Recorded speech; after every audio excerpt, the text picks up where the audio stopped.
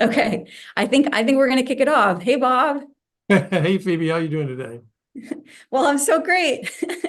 I'm so excited to be here with people for the inaugural Oxford's Voices Theater Festival. Yeah, I am too. I used to go to matinees all the time when the Georgia Shakespeare Festival was running, the Alabama Shakespeare Festival, which used to be in Montgomery, which is, by the way, the most beautiful campus you've ever seen for plays. It's got a swan pond and everything. So I think today's kind of like that. It's a matinee of Shakespeare. It's a matinee of Shakespeare, yes. So anyway, for folks, I'm so thrilled you're joining us. If people were in Denver, I saw Bob give his talk about the Dido, Queen of Carthage play, potentially having been written in part by Edward de Vere. And I was really intrigued by that proposition. And I thought, well, wouldn't it be fun to kind of see some of these plays that Bob thinks were written by Edward de Vere? Why don't we see some of them acted out so that they can kind of come to life a little bit? And some of these are very neglected works. And a lot of them have something really special to say to us. So anyway, that's kind of the spirit of today. You guys are in for a treat. We're going to have three different excerpts from three different shows that Bob thinks might have been written by Edward de Vere, acted out very capably by members of our wonderful Oxfordian community. I think it's going to be a lot of fun. It's going to be an hour-long program in total, which is going to include, these dramatic reenactments. Then we're going to have a live Q&A with me and Bob, if we can get the tech working right. And then there's going to be finally at the end a surprise treat of there's going to be a prize awarded. So please stick around. We're so grateful that you guys took time out of your busy Saturday to hang out with us. And I really hope that you're going to enjoy what we've got to show you. Bob, any thoughts before we give the people the I just scenes? want to say to everyone who chipped in, break a leg. Absolutely. All right, Linz, let's take it away.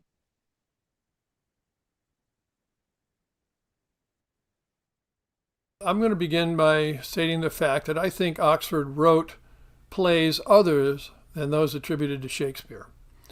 Oxford started writing plays when he was a teenager, and he kept on going till he died.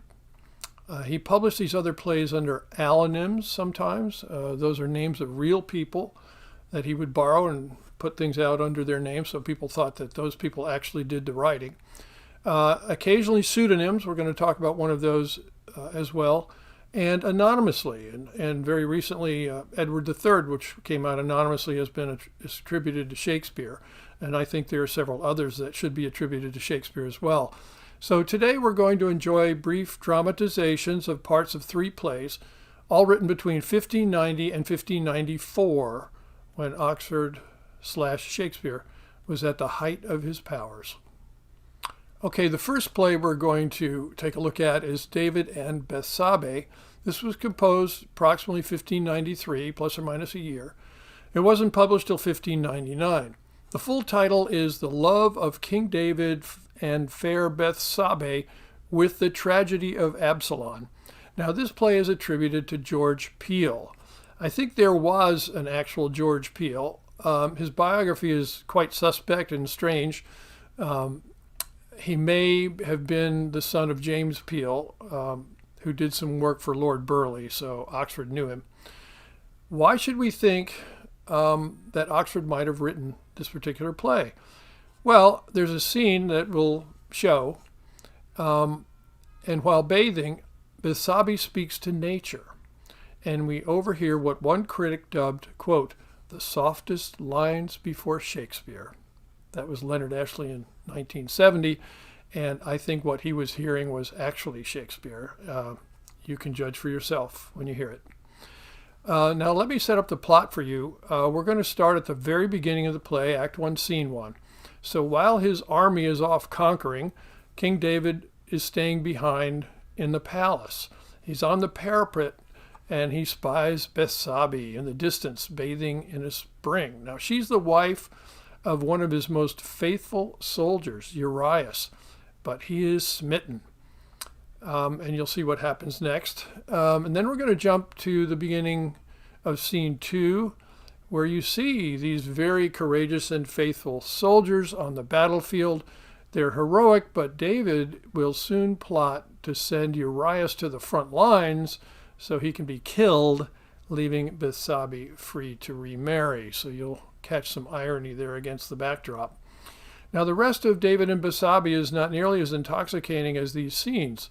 Oxford switches from classical sources to biblical text, making the lyrical passages few and far between from Act 2 onward. So what we're about to experience, I think, is the highlight of the play. Hope you enjoy it.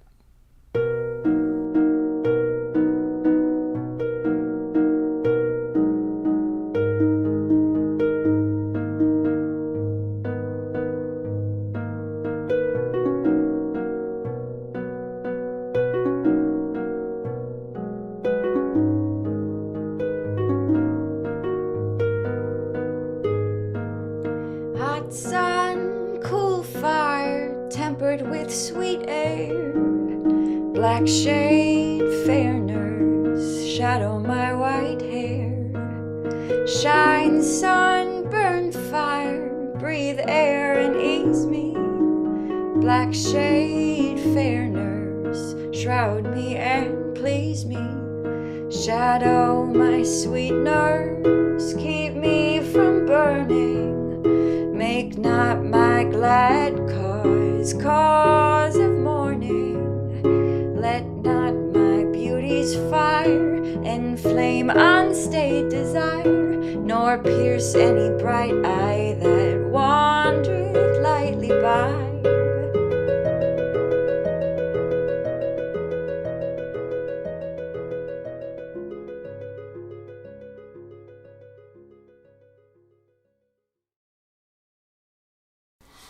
Of Israel's sweetest singer now I sing, his holy style and happy victories, whose muse was dipped in that inspiring dew archangels stilled from the breath of Jove.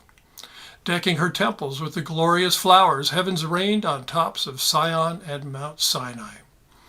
Upon the bosom of his ivory lute the cherubims and angels laid their breasts, and when his consecrated fingers struck the golden wires of his ravishing harp,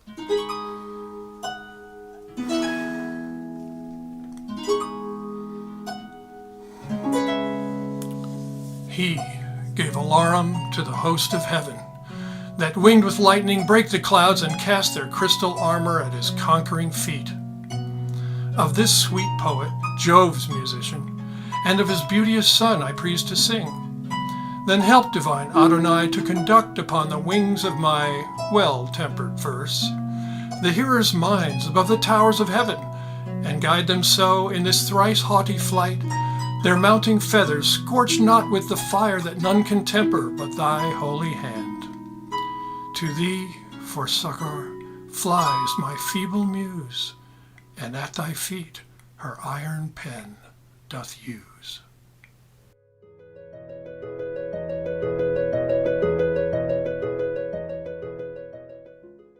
Come, gentle Zephyr, tricked with those perfumes that erst in Eden sweetened Adam's love, and stroke my bosom with the silken fan. This shade, sunproof, is yet no proof for thee. Thy body smoother than this waveless spring, and purer than the substance of the same, can creep through that his lances cannot pierce. Thou and thy sister, soft and sacred air, goddess of life and governess of health, keeps every fountain fresh and arbor sweet. No brazen gate her passage can repulse, nor bushly thicket bar thy subtle breath. Then deck thee with thy loose, delightsome robes, and on thy wings bring delicate perfumes to play the wantons with us through the leaves. What tunes, what words, what looks, what wonders pierce my soul, incensed with a sudden fire. What tree, what shade, what spring, what paradise enjoys the beauty of so fair a dame? Fair Eva, placed in perfect happiness, lending her praise notes to the liberal heavens, struck with the accents of archangels' tunes, wrought not more pleasure to her husband's thoughts than this fair woman's words and notes to mine.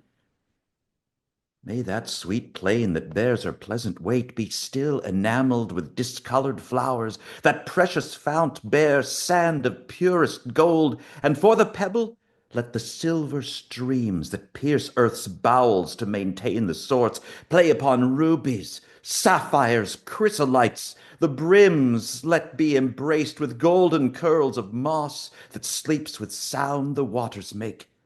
For joy to feed the fount with their recourse, let all the grass that beautifies her bower bear manna every morn in stead of dew, or let the dew be sweeter far than that hangs like chains of pearl on Hermon Hill, or balm which trickled from old Aaron's beard. Cusay, come up and serve thy lord the king. What service doth my lord the king command? Cusay, see, the flower of Israel, the fairest daughter that obeys the king in all the land the Lord subdued to me. Fairer than Isaac's lover at the well, brighter than inside bark of new-hewn cedar, sweeter than flames of fine perfumed myrrh, and comelier than the silver clouds that dance on Zephyr's wings before the King of Heaven. Is not Bethsabe, the Hittite's wife, Urias, now at Rabbith siege with Joab? Go now, and bring her quickly to the king. Tell her, her graces hath found grace with him. I will, my lord. Bright Bethsabe shall wash in David's bower, in water mixed with purest almond flour, and bathe her beauty in the milk of kids. Bright Bethsabe gives earth to my desires, verdure to earth, and to that verdure flowers, to flowers sweet odors, and to odors wings that carry pleasures to the hearts of kings. Fair Bethsabe, the king of Israel from forth his princely tower hath seen thee bathe, and thy sweet graces have found grace with him. Come then, and kneel unto him where he stands. The king is gracious, and hath liberal hands. Ah, what is Bathsheba to please the king? Or what is David that he should desire for fickle beauty's sake his servant's wife? David, thou knowest, fair dame, is wise and just, elected to the heart of Israel's God. Then do not thou expostulate with him for any action that contents his soul. My lord the king, elect to God's own heart, should not his gracious jealousy incense, whose thoughts are chaste? I hate incontinence. Woman, thou wrong'st the king and doubt'st his honour, whose truth maintains the crown of Israel, making him stay, that bade me bring thee straight. The king's poor handmaid will obey, my lord. Then come and do thy duty to his grace, and do what seemeth favour in his sight. Now comes my lover tripping like the roe, and brings my longings tangled in her hair. To joy her love I'll build a kingly bower, seated in hearing of 100 streams, that for their homage to her sovereign joys shall be as the serpents sold into their nests in oblique turnings, wind the nimble waves about the circles of her curious walks, and with their murmur summon easeful sleep. To lay his golden scepter on her brows, open the doors and entertain my love. Open, I say, and as you open, sing, welcome, fair Bethsabe, King David's darling. Welcome, fair Bethsabe, King David's darling. My bones fair covering earth's discovered fair, and all mine eyes with all thy beauties pierced, as heaven's bright eye burns most when most he climbs the crooked zodiac with his fiery sphere, and shineth furthest from this earthly globe. So since thy beauty scorched my conquered soul, I called thee nearer for my nearer cure. Too near, my lord, was your unarmed heart, when furthest off my hapless beauty pierced. And would this dreary day had turned to night, or that some pitchy cloud had cloaked the sun, before their lights had caused my lord to see his name disparaged, and my chastity. My love, if want of love have left thy soul a sharper sense of honor than thy king, for love leads princes sometimes from their seats, as erst my heart was hurt displeasing thee, so come and taste thy ease with easing me. One medicine cannot heal our different harms. but rather make both rankle at the bone. Then let the king be cunning in his cure, least flattering both perish in his hand. Leave it to me, my dearest Bethsabe, whose skill is conversant in deeper cures. And Cusay, haste thou to my servant Joab, commanding him to send Urias home with all the speed can possibly be used. Cusay will fly about the king's desire.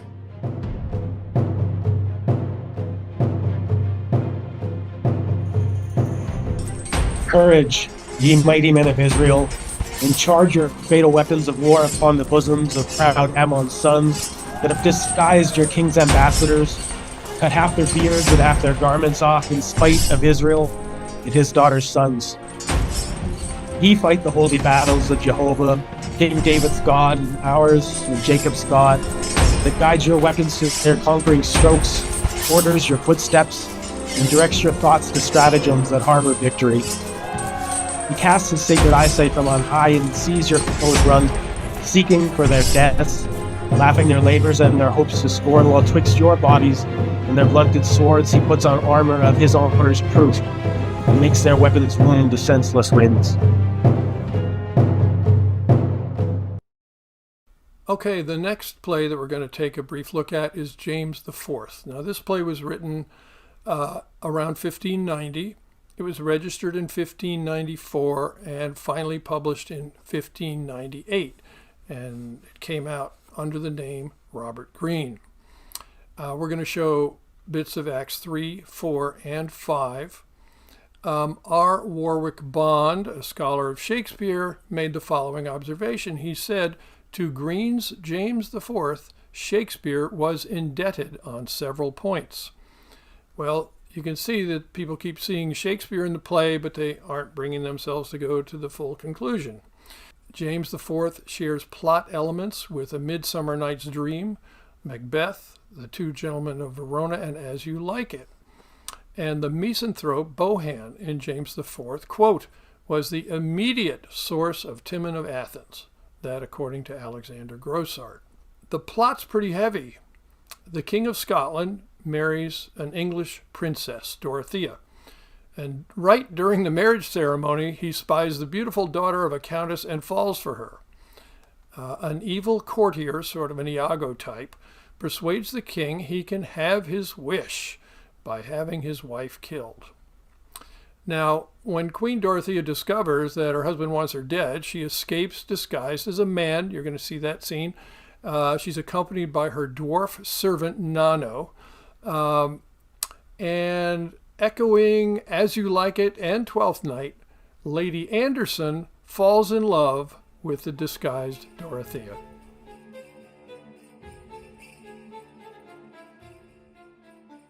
What should I do? Ah, poor unhappy queen, born to endure what fortune can contain. Alas, the deed is too apparent now. But oh, mine eyes, were you as bent to hide as my poor heart is forward to forgive? Ah, cruel king, my love would thee acquit. Oh, what avails to be allied and matched with high estates that marry but in show? Were I baser born, my mean estate could warrant me from this impendent harm. But to be great and happy, these are twain. Ah, Ross, what shall I do? How shall I work? With speedy letters to your father send, who will revenge you and defend your right. As if they kill not me, who with him fight. As if his breast be touched, I am not wounded. As if he wailed, my joys were not confounded. We are one heart, though rent by hate in twain. One soul, one essence doth our weal contain. What then can conquer him that kills not me? If this advice displease, then, madam, flee. Where may I wend or travel without fear? Where not? In changing this attire you wear. What, shall I clad me like a country maid? The policy is base, I am afraid. Why, Nano? Ask you why? What? May a queen march forth in homely weed and not be seen? The rose, although in thorny shrubs she spread, is still the rose. Her beauties wax not dead. And noble mind, although the coat be bare, are by their semblance known how great they are. The dwarf saith true. What garments likest thou then? Such as may make you seem a proper man. It makes me blush and smile, though I am sad. The meanest coat for safety is not bad. What, shall I go in breeches, like a squire? Alas, poor dwarf, thy mistress is unmeet.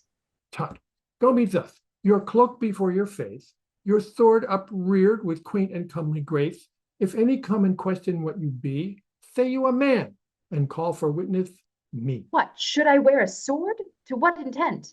Madam, for show, it is an ornament. If any wrong you, draw a shining blade.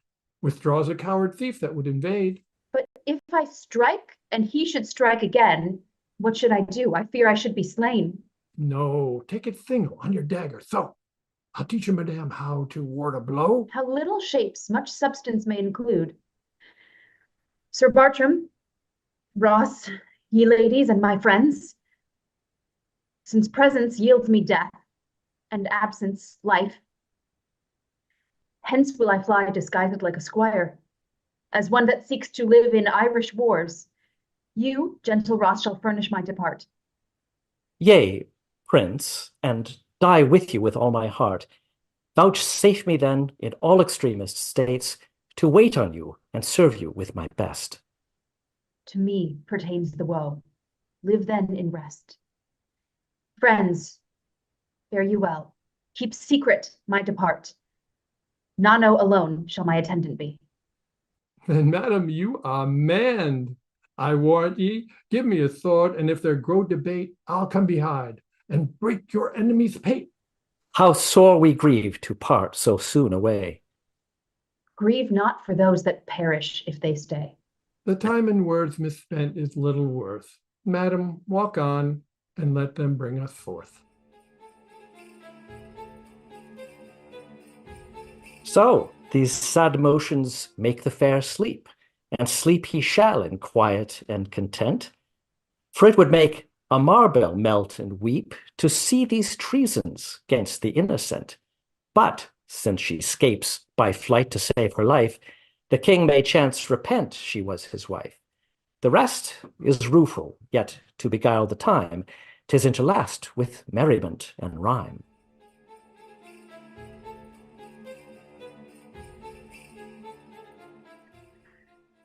How look I, Nano? Like a man or no? If not a man, yet like a manly shrow. If any come and meet us on the way, what should we do if they enforce us stay? Set cap a huff and challenge him to field. Suppose the worst, the weak may fight to yield. The battle, Nano, in this troubled mind is far more fierce than ever we may find. The body's wounds by medicines may be eased, but griefs of minds by salves are not appeased. Say, madame, will you hear your Nano sing? Of woe, good boy, but of no other fate. What if I sing of fancy? Will it please? To such as hope success, such notes breed ease. What if I sing like Damon to my sheep? Then, like Phyllis, I will sit me down to weep. Nay, since my songs afford such pleasures small, I'll sit me down and sing you none at all. Oh, be not angry, Nano. Nay, you loathe to think on that which doth content us both. And how? You scorn this sport when you are weary, and loathe my mirth, who live to make you merry. Danger and fear withdraw me from delight. 'Tis virtue to condemn false fortune's spite. What should I do to please thee, friendly squire? A smile a day is all I will require, and if you pay me well the smiles you owe me, I'll kill this cursed care, or else beshrow me. We are descried. Oh, Nano, we are dead. Tut, yet you walk, you are not dead indeed. Draw me your sword, if he your way withstand. And I will seek for rescue out of hand. Run, Nano, run, prevent thy prince's death. Fear not, I'll run all danger out of breath. Ah, you caleta, you strumpet, how matressa doresti esta, bus suprias. Come, say your pater noster, par nous est mort parma foi. Calleth me strumpet, caitiff as thou art, but even a princess born, who scorned thy threats. Shall never Frenchman say an English maid of threats of foreign force will be afraid. You know dire vostre prieges, or blame merchants fama garda your bresta, there me make you die on my morglay. God shield me, hapless princess, and a wife! Ah! And save my soul, although I lose my life. Oh, I am slain. Some piteous power repay this murderer's cursed deed that doth me slay. El est tout mort. Me will run poor wager, for fear me be surprise and pendu for my labor. Bien je mieux allera au roi or sits me affairs, je serai un chevalier for this day's travail.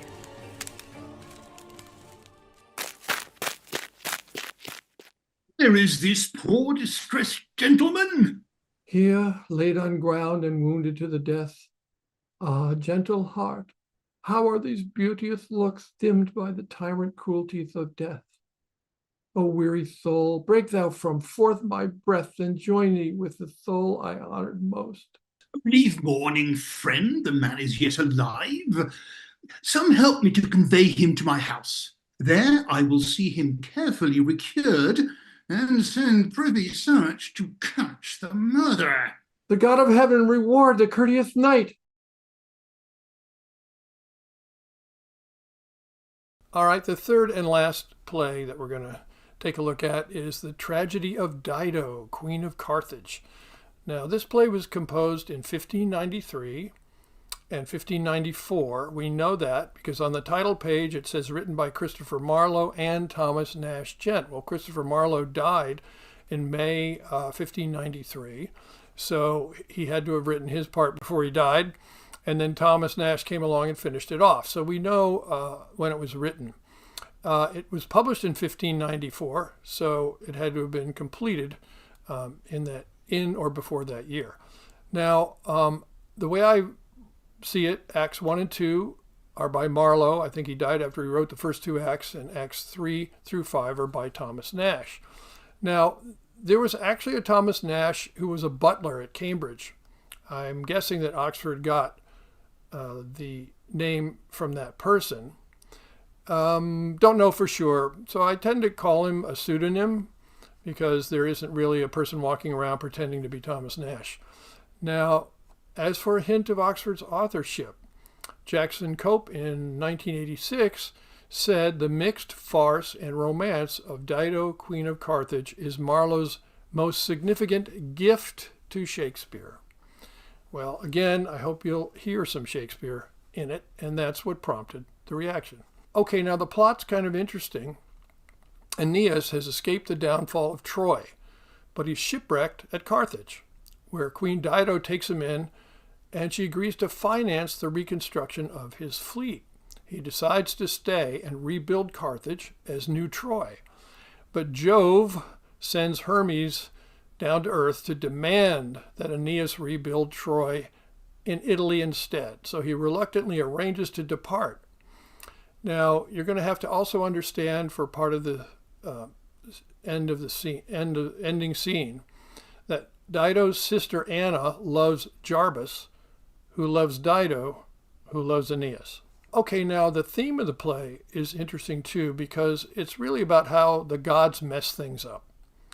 The gods blow Aeneas' ship to Carthage, not his fault. Venus sends Cupid down to earth to force Dido to fall in love with Aeneas. So basically that's not even her fault. The couple is blissful. They're on cloud 9. They're just having the best time of their lives. And as the scene opens that we're going to see, Aeneas and his construction crew are happily sprucing up the city. But Jove sends Hermes to force Aeneas to follow his fate and depart. So now they're screwing up this idyllic situation. Venus doesn't bother to think to have Cupid undo his magic. So Dido is just hopelessly in love with Aeneas, and you'll see that as well. So, in short, heavenly bumbling ruins the innocent court of Carthage.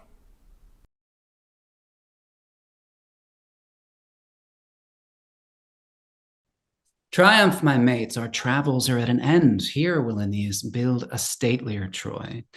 Then that which grim Atrides overthrew, Carthage shall vaunt her petty walls no more, for I will grace them with a fairer frame, and clad her in a crystal livery, wherein the day may evermore delight. From golden India Ganges will I fetch, whose wealthy streams may wait upon her towers, and triple wise entrench her round about. The sun from Egypt shall rich odors bring, wherewith his burning beams, like laboring bees that load their thighs with hideless honey spoils, shall here unburden their exhaled sweets, and plant our pleasant suburbs with her fumes. What length or breadth shall this brave town contain? Not past 4,000 paces at most. But what shall it be called? Troy as before? That I have not determined with myself. Let it be termed Aenea by your name. Rather Ascania by your little son. Nay, I will have it called Anchises, of my old father's name. Aeneas, stay! Jove's herald bids thee stay. Whom do I see? Jove's winged messenger? Welcome to Carthage, new erected town. Why, cousin, stand you building cities here and beautifying the empire of this queen, while Italy is clean out of thy mind? Too forgetful of thine own affairs. Why wilt thou so betray thy son's good hap? The King of Gods sent me from highest heaven to sound this angry message in thine ears. Vain man, what monarchy expectest thou here, or with what thought sleepest thou in Libya shore? If that all glory hath forsaken thee, and thou despise the praise of such attempts, yet think upon Ascanius' prophecy, and yon Julius more than 1,000 years, whom I have brought from Ida, where he slept, and bore young Cupid unto Cyprus' isle. This was my mother that beguiled the queen, and made me take my brother for my son. No marvel, Dido, though thou be in love, that day to scandalous Cupid in thine arms. Welcome, sweet child. Where hast thou been this long? Eating sweet comfits with Queen Dido's maid, whoever sent hath both me in her arms. Suggest us bear him hence unto our ships, lest Dido spine him, keep him for a pledge. Spendest thou thy time about this little boy, and givest not care unto the charge I bring? I tell thee, thou must straight to Italy, or else abide the wrath of frowning Jove. How should I put into the raging deep, who have no sails, no tackling for my ships? What would the gods have me, Deucalion-like, float up and down here ere the billows drive? Though she repaired my fleet and gave me ships, yet she hath ta'en away my oars and masts, and left me neither sail nor stern aboard. How now, Aeneas? Sad? What means these dumps? Jarvis, I am clean besides myself. Jove hath heaped on me such a desperate charge, which neither art nor reason may achieve, nor I devise by what means to contrive. As how, I pray? May I entreat you tell? With speed he bids me sail to Italy, when as I want both rigging for my fleet and also furniture for these my men. If that be all, then cheer thy drooping looks, for I will furnish thee with such supplies. Let some of those thy followers go with me, and they shall have what thing they ere so thou needest. Thanks, good Jarvis, for thy friendly aid. Acades and the rest shall wait on thee, whilst I rest thankful for this courtesy. Now will I haste unto Lavinian shore, and raise a new foundation to old Troy. Witness the gods, and witness heaven and earth, how loath I am to leave these Libyan bounds, but that eternal Jupiter commands.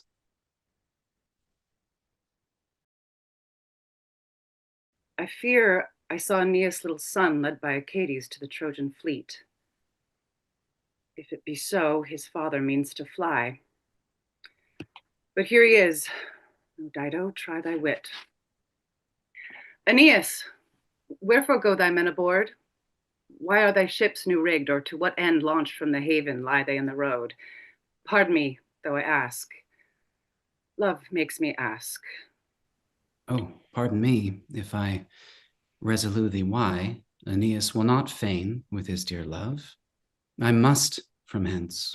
This day swift Mercury, when I was laying a platform for these walls, sent from his father Jove, appeared to me, and in his name rebuked me bitterly for lingering here, neglecting Italy.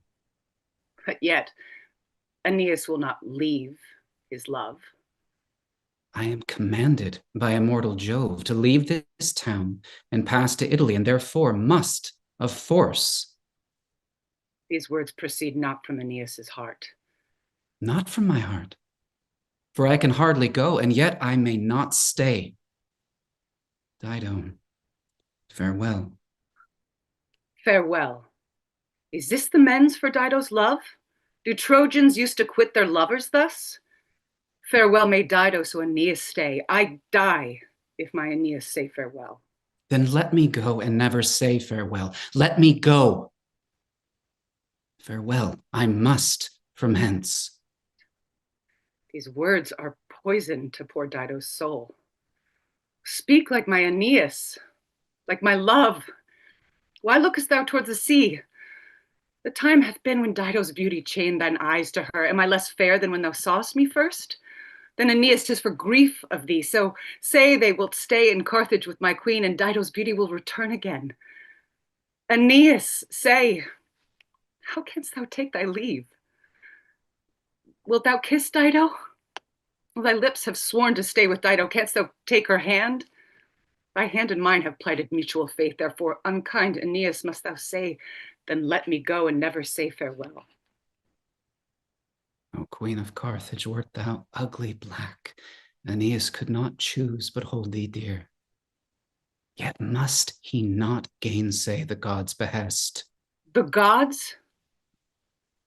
What gods be those that seek my death?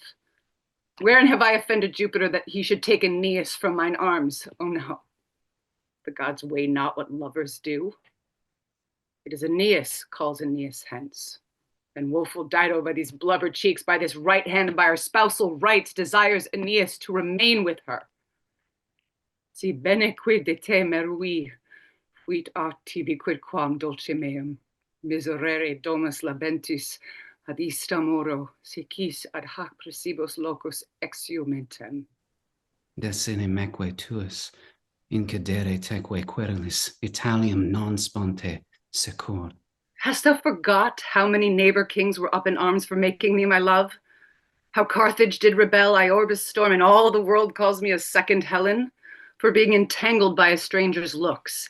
So thou wouldst prove as true as Paris did, would as fair Troy was, Carthage might be sacked, and I be called a second Helena. Had I a son by thee, the grief were less, that I might see Aeneas in his face. Now if thou goest, what canst thou leave behind, but rather will augment than case my woe? In vain, my love, thou spendest thy fainting breath. If words might move me, I were overcome. And wilt thou not be moved with Dido's words? Thy mother was no goddess perjured man, or Dardanus the author of thy flock. But thou art sprung from Scythian Caucasus, and tigers of Hyrcania gave thee suck. Oh, foolish Dido, to forbear this long. Wast thou not racked upon this Libyan shore, and camest to Dido like a fisher swain? Repaired not I thy ships, made thee a king, and all thy needy followers noblemen? O serpent that came creeping from the shore, and I for pity harbored in my bosom, wilt thou now slay me with thy venom sting, and hiss at Dido for pursuing thee? Go, go and spare not. Seek out Italy. I hope that that which love forbids me do, the rocks and seagulls will perform at large, and thou shalt perish in the billows' waves.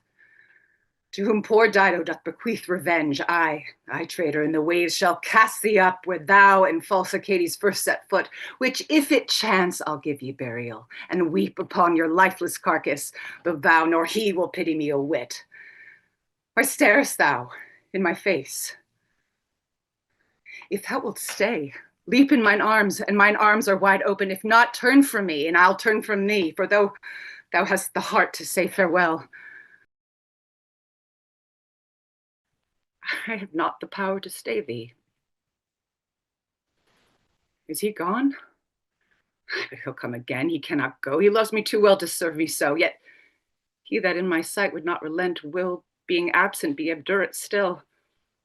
By this he got to the waterside, and see the sailors take him by the hand, but he shrinks back, and now remembering me returns amain. Welcome, welcome, my love. But where's Aeneas? Ah, he's gone. He's gone. What means my sister thus to rave and cry? Oh, Anna, my Aeneas is aboard and leaving me, and will sail to Italy. Once didst thou go, and he came back again. Now bring him back, and thou shalt be a queen, and I will live a private life with him. Wicked Aeneas. Call him not wicked, sister. Speak him fair, and look upon him with a mermaid's eye. Tell him I never vowed at Aulis Gulf the desolation of his native Troy, nor sent 1,000 ships unto the wells, nor ever violated faith to him. Request him gently, Anna, to return. I crave but this, he stay a tide or two, that I may learn to bear it patiently. If he depart thus suddenly, I die. Run, Anna, run, and stay not to answer me. I go, fair sister. Heavens grant good success. Oh, Dido, your little son, Ascanius, is gone. He lay with me last night, and in the morning he was stolen from me.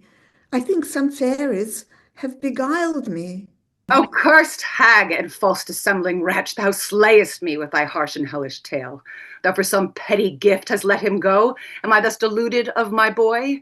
Away with her to prison presently, traitoress too keen and cursed sorceress. I know not what you mean by treason. I am as true to you as any one of yours.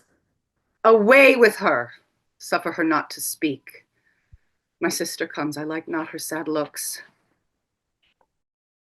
Before I came, Aeneas was aboard, and spying me, hoist up the sails amain. But I cried out, Aeneas, false Aeneas, stay! Then again he wagged his hand, which yet held up, made me suppose he would have heard me speak. Then again they drive into the ocean, which when I viewed, I cried, Aeneas, stay! Dido, fair Dido, wills Aeneas stay?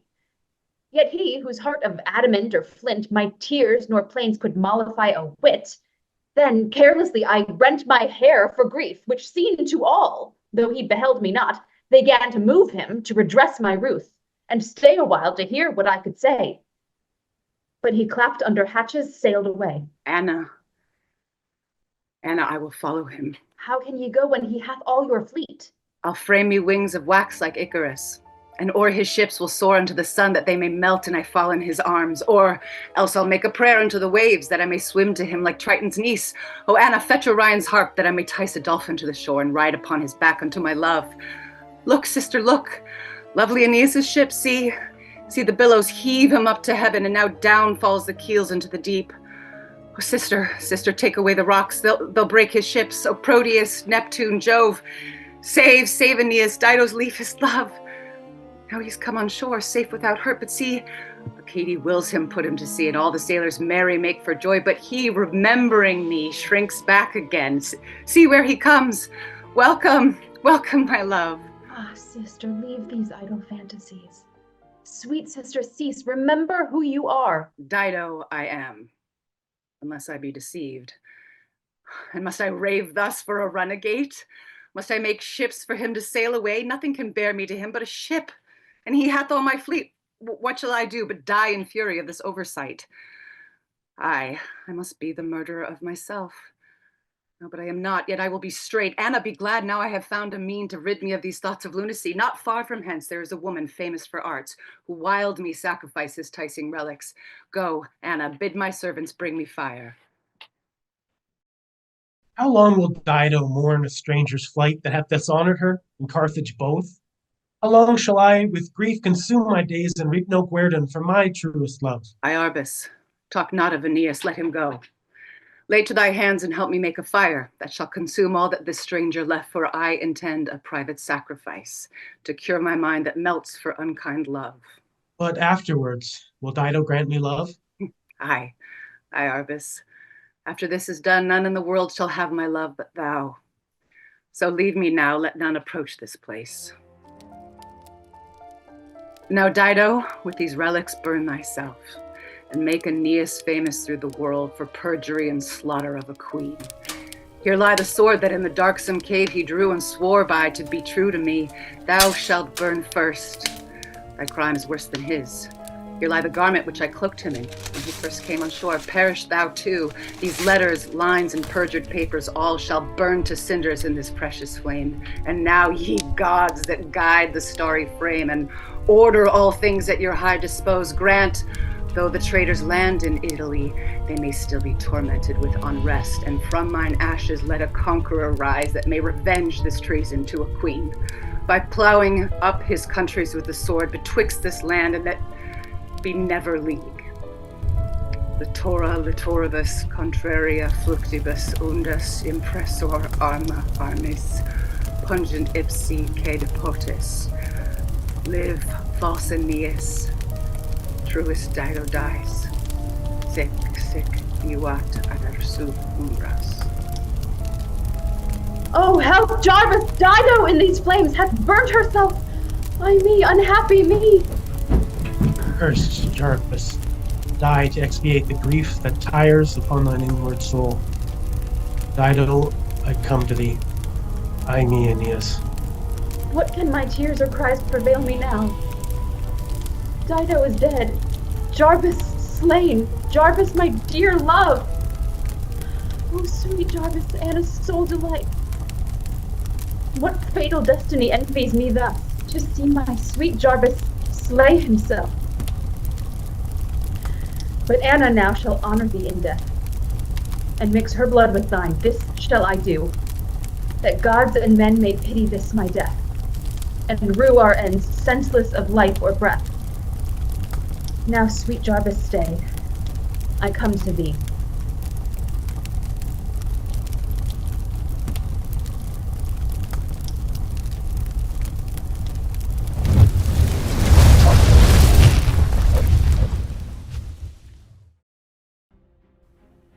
Courage, ye mighty men of Israel, and charge your fatal instruments of war upon the bosoms of proud Ammon's sons, that have disguised your king's ambassadors, cut half their beards and half their garments off, in spite of Israel and his daughter's sons.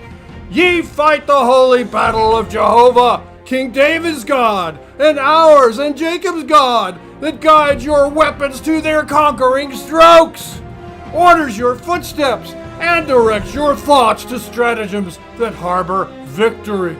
He casts his sacred eyesight from on high, and sees your foes run seeking for their deaths, laughing their labors and their hopes to scorn, while twixt your bodies and their blunted swords he puts on armor of his honor's proof, and makes their weapons wound the senseless winds.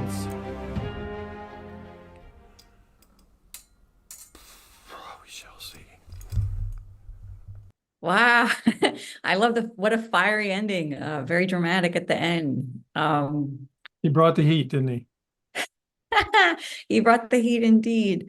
Wow, this has been so much fun. So yeah, for those of us, thank you so much. We're going to do a little Q&A very briefly. We're going to get you guys back out shortly, but yeah, I just wanted to, so Bob, we've seen these scenes. How are we feeling? Does it kind of feel like you just watched a Shakespeare matinee? I love how seemingly by accident, we ended up with like the beginning of the David and Bathsheba, then the kind of the middle of the James IV, and then we ended up with kind of the ending of a very dramatic ending of Dido. So you kind of got a whole, an arc there emotionally.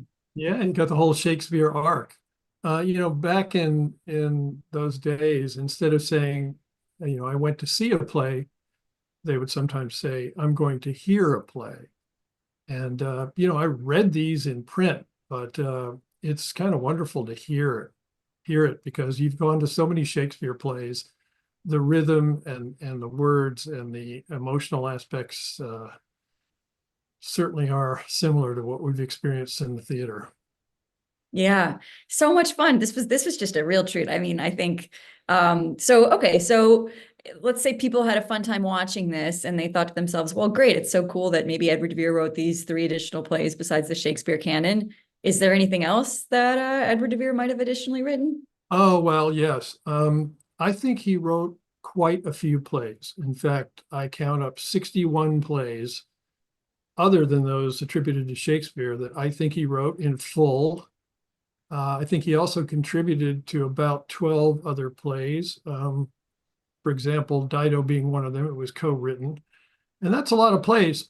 So instead of just shy of 40 plays, I think it was close to 100 plays that he was involved in. Now, that sounds like a lot, and it is a lot. He was a very prolific writer.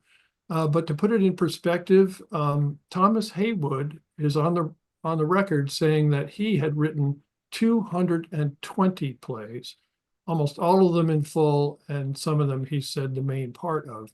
So it's certainly within the realm of what was going on in those days. And Edward de Vere, being a nobleman, had some time on his hands to do that. He wasn't out being a merchant and trying to make a living all day long. So he was writing nearly nonstop since age 10 all the way up till he died.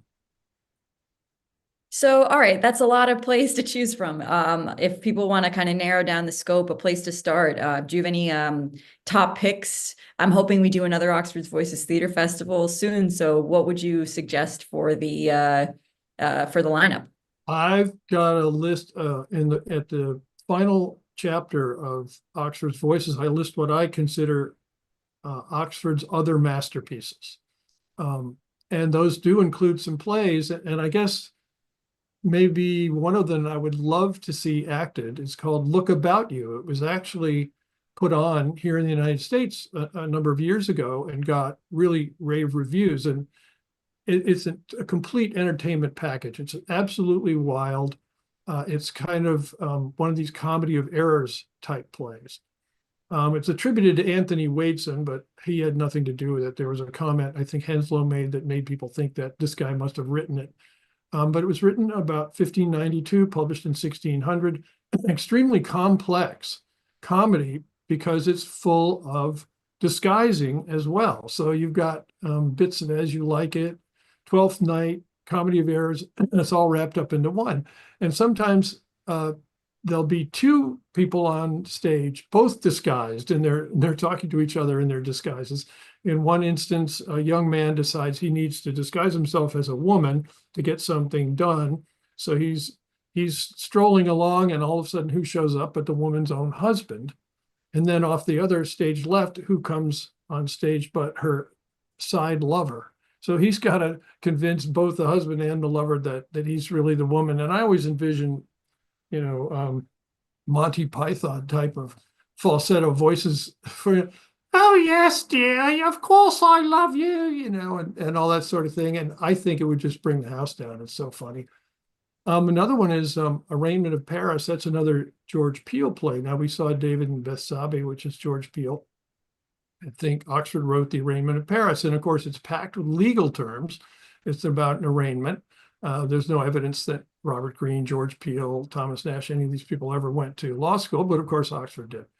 But the reason I would like seeing it is because I'm reading along and the goddesses are talking amongst each other, and I finally realized that they're bitching at each other.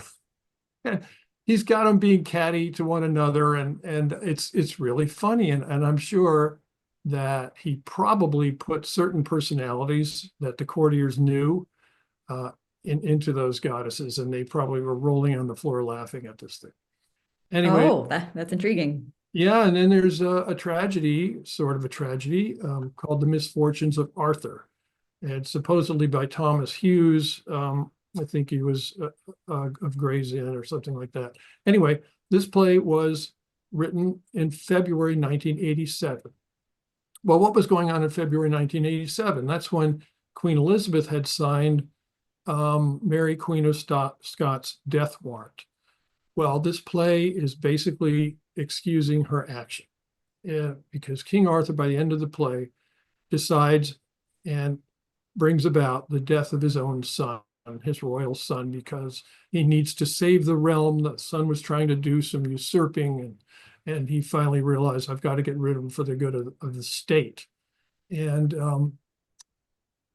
Queen Elizabeth signed the death warrant at Greenwich, and guess where the play was billed as having been performed? Greenwich. Yeah, Greenwich. So I think Oxford wrote this to make Elizabeth feel better. It's on the record that she was miserable over this whole thing. So yeah, there's so many great options here, but those would be some good picks, I think. It's so exciting. I mean, it's like, it's Shakespeare, but set in the biblical, like ancient Hebrew, and, Shakespeare, but set in, King Arthur's court, Shakespeare, but set, it's just so exciting to see all these other kind of flavors that Edward de Vere was mixing into the pot. So, all right, I think we're. You notice how they're all about royalty again. I mean, he loves the royal courts, is where he set so many plays, and here we just saw 3 of them. I hope somebody will look at the play with all the bitchy goddesses and see who in court is being parodied with each person. Dorothea. So yeah. So how can folks find out more about Oxford's Voices or keep in touch? Are there any upcoming announcements related to Oxford's Voices? And folks, stick around. We're going to give out the fancy virtual trophy in just a moment. But Bob, how can folks keep in touch with you? Yeah, if you go to the Oxford's Voices homepage and scroll to the very bottom, you'll see a place where you can sign up for a mailing list. And every time I make a change in the book or add something or put in a new chapter or whatever, I send out a blast and let people know. So that would be the quickest way to keep yourself up to date.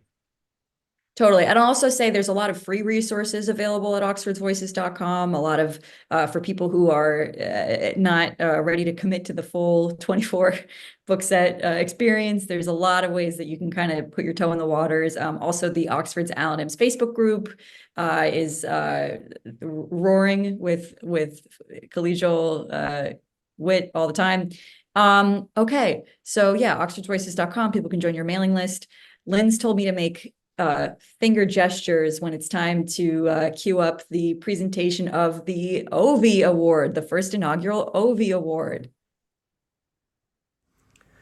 Greetings, Lynn's, everyone. whenever you're ready. My name is Alistair Hill, and I'm an independent Oxfordian researcher. I'm absolutely delighted to accept the first ever OV Award given for original research inspired by Robert Prechter's masterpiece, Oxford's Voices. In Oxford's Voices, Bob has given us an invaluable gift in the form of a blueprint for all future Oxfordian research. And I hope that others will be inspired to take up research for themselves. My own work was inspired by Bob's challenge to clearly delineate Oxford's additions to the second edition of Holinshed's Chronicles. And I'm grateful that Bob views the results as an important one. By comparing themes, rare words and phrases that occur in Holinshed with the Shakespeare canon, I've been able to identify numerous passages written by Oxford himself. Although the research is ongoing, research so far shows Oxford talking directly to us on topics as wide-ranging as religion, politics, hunting, fashion, and the macabre. It gives us an invaluable insight into the thought processes and experimental use of language in his late 30s. My report and the results deriving from them are available online at oxfordholinshed.com. Fans of Oxford's Voices can discuss this mighty tome further on Facebook at Oxford's Alanyms, and I look forward to welcoming you all there soon. Thank you.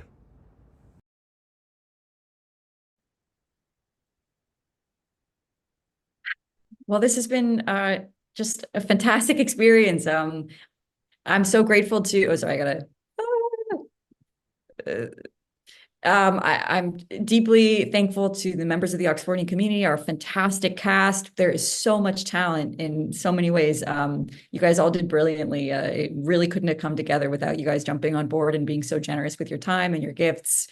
Thank you to my wonderful editor, Lynn Gray, who produced this with us. And yeah, thank you so much for spending the Saturday with us. I'm just delighted to see all the fun activity in the chat. I really hope people had fun. Yeah, and I really hope we do another one of these soon, because I think that there are more things that Edward de Vere wrote that deserve to see the light of day, and also can be a real treasure trove to the Oxfordian scholarly community as new sources to dig in for more material and information about Edward de Vere's life and times. Yeah, I'm so grateful for the people who contributed to this, including some actual real actors along the way. So that was a wonderful thing. I want everybody watching this to realize that it was Phoebe Neer who came up with the idea of Oxford's Voices Theatre Festival. It was her idea to come up with the Ovie Awards. She's a woman whose mind is just sparking all the time, and I feel so grateful that I can associate with this very wonderful person. So I think we make a good pair, Phoebe. Let's keep it up a little bit, okay? Bob, you're the best. That's so nice. At first, I was like, oh, this is so touching. I didn't need credit. And then I was like, Bob just doesn't want to get nailed with having come up with the idea of giving an award named after his book. So I feel like there was a little bit of an agenda with that, but I'm deeply grateful. It's been an honor to put together this work with you. It's so much fun to get to interpret these works and kind of dust them off a little bit. And yeah, I couldn't be more grateful. Couldn't have had a better time. So thank you to all. Thanks to all of our friends for tuning in and listening today. I appreciate your time on a Saturday. Truly, you guys are what we did it for. It's all for the audience. So thank you so much for coming and for your comments. And we look forward to hearing your feedback. Keep in touch, everyone. And yeah, let us know if you want to be involved in the next Oxford Voices Theatre Festival. Bye all.